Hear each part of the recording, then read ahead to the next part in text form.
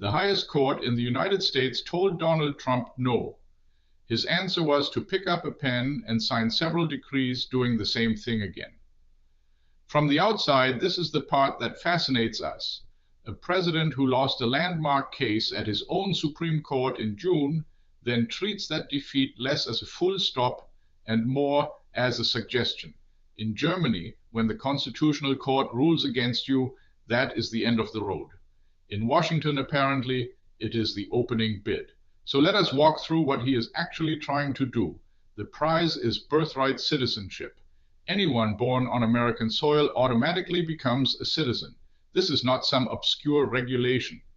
It is written into the 14th Amendment of the Constitution in force since 1868. All persons born in the United States are citizens of the United States. It is one of the oldest and clearest lines in American law. Trump has wanted to erase that line from the very beginning. His first attempt was struck down at the end of June. The court confirmed that children born in the United States remain citizens even if their parents are there illegally or only temporarily. Trump called that decision, quote, bad and very unfair. And now two new decrees. The first targets what his deputy chief of staff calls birth tourism. The idea is that women fly in pretending to visit Disneyland when the real plan is to give birth on American soil. How the government will read a traveler's true intentions at the border, no one explained. Perhaps a stern look at passport control. The numbers are worth pausing on. Trump told a journalist this involves, quote, hundreds of thousands of people. The actual estimate from a group that campaigns for less immigration, so hardly a friendly source, is somewhere between 20,000 and 26,000 babies a year. That is a gap of roughly 90% between the president's figure and the anti-immigration lobby's own math. The second decree is broader.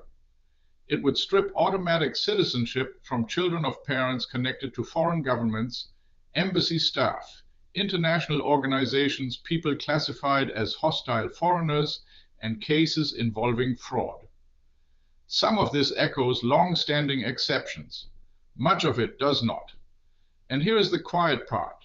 These decrees rest on exactly the same legal ground the Supreme Court already rejected in June. Trump insists they are constitutional. Legal scholars expect fresh lawsuits and expect the courts to strike them down again.